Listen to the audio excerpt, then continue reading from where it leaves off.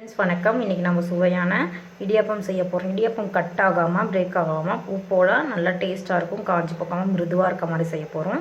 இப்போ தான் சேனலை ஃபஸ்ட் டைம் பார்க்குறீங்கன்னா சப்ஸ்கிரைப் பண்ணிக்கோங்க. பக்கத்தில் இருக்கிற பெல் ஐக்கான் நோட்டிஃபிகேஷனில் ஆளுங்கிறதையும் கிளிக் பண்ணிக்கோங்க. இப்போ வாங்க வீடியோக்குள்ளே போகலாம். இப்போ இடியாப்பம் செய்ய மாவு சேர்த்துக்கலாம். இதில் வந்து நான் 2 கப் மாவு எடுத்துக்க போகிறேன். இது பார்த்திங்கன்னா கடையில் வாங்கினா அரிசி மாவு தான், இதுதான் எடுத்திருக்கேன் நான்.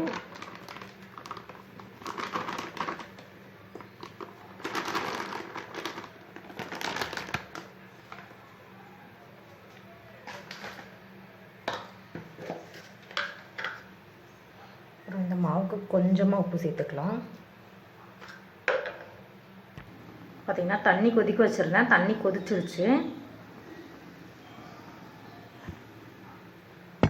இப்போ இந்த கொதிச்ச தண்ணியை இதோடு சேர்த்து நம்ம நல்லா மிக்ஸ் பண்ணிக்கலாம்.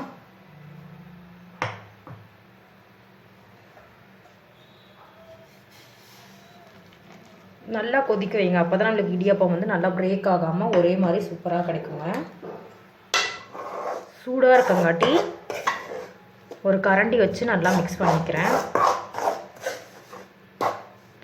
இதே போல் கொஞ்சம் கொஞ்சமாக தண்ணியெல்லாம் சேர்த்து நல்லா கிண்டி விட்டுக்கோங்க. அந்த கட்டி இல்லாமல் ரொம்ப கொலகொலன்னு இருக்கக்கூடாது.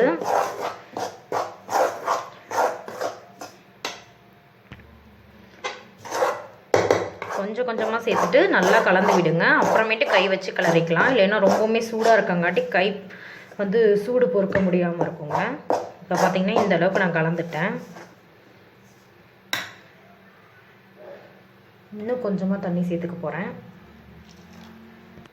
இப்போ பார்த்திங்கன்னா நான் எடுத்து வச்ச எல்லா தண்ணியுமே சேர்த்துட்டேன். கரெக்டாக இருந்தது நான் எடுத்த அளவுக்கு இன்றைக்கி. இப்போ அடியிலலாம் மாவெல்லாம் இல்லாமல் இந்த மாதிரி கலந்துருக்கேன். இப்போ கை வச்சு நல்லா நம்ம ஒரே மாதிரி கலந்து விட்டுக்கலாம். நல்லா மாவு பார்த்திங்கன்னா சாஃப்டாக இருக்கிற மாதிரி இருக்கும்.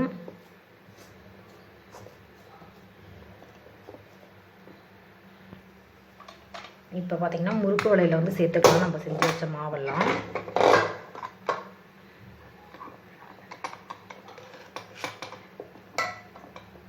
இந்த அச்சு எடுத்துருக்கேன், இதை செட் பண்ணிக்கலாங்க. இப்போ பார்த்திங்கன்னா இட்லி இதுதான் எடுத்திருக்கேன். இட்லி பாத்திரம் தட்டில் ஒரு துணி போட்டு வச்சுருக்கேன். பார்த்திங்கன்னா இட்லி பாத்திரத்தில் நான் இதை வச்சுருக்கேன். இதில் தான் பிழிய போகிறேன். நல்லா ஒரே ஒரு ரோல் மாதிரி தான் பிரிஞ்சுக்கிறேன். கண்டினியூஸாக அது வரணும், நம்ம கையில் கட் பண்ணிடணும், அப்போ தான் கரெக்டான ஸ்டேஜுங்க. ஸோ இந்தளவுக்கு போதுங்காட்டி நானும் இந்த கையில் கட் பண்ணி விட்டுக்கிட்டேன்.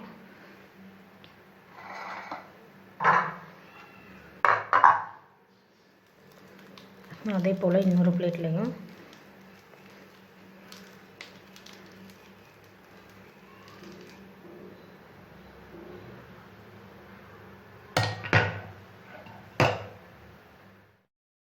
இப்போ பார்த்திங்கன்னா இட்லி பாத்திரத்தில் தண்ணி வச்சுருக்கேன். இது காஞ்சிருச்சு. இது உள்ள நான் இதை வச்சுக்கிறேன். இது வந்து ஒரு 5 நிமிஷத்துக்குள்ளேயே ரெடி ஆயிரும். 3லேருந்து 5 நிமிஷத்துக்குள்ளே.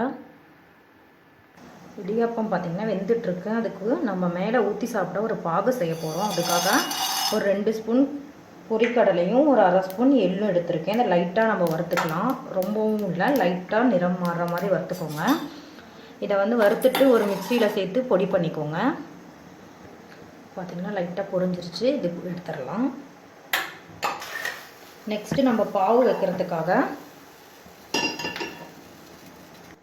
பாகு வைக்க தண்ணி வச்சுருக்கேன். ஒரு 1/2 கப் வெல்லம், குண்டு வெல்லத்தை வந்து சும்மா அப்படியே உடச்சி போட்டிருக்கேங்க. இது வந்து ரொம்பவுமே பதம்லாம் தேவையில்லை, தண்ணியில் கரைஞ்சி வந்தால் போதும்.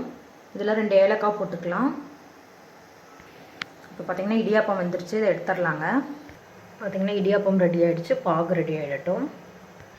இப்போ பார்த்திங்கன்னா நம்ம செஞ்ச அந்த பொட்டுக்கல்ல எள்ளு பொடி ரெடி ஆகிடுச்சு, பாகு ரெடி ஆகிடுச்சு. இப்போ பார்த்திங்கன்னா இதை இப்படி தான் சாப்பிட போகிறோம். இதை வந்து இப்படி ஸ்ப்ரெட் பண்ணிவிட்டு, இது வந்து பார்த்திங்கன்னா தேங்காய் பாலை விட சூப்பராக இருக்கும். அது பிடிச்சவங்க அதை விட இதுதான் எங்கள் வீட்டில் ரெகுலராக ஸ்வீட். இதுக்கு வந்து ஸ்வீட் இடியாப்பம் செஞ்சால் அந்த இது செய்வோம்.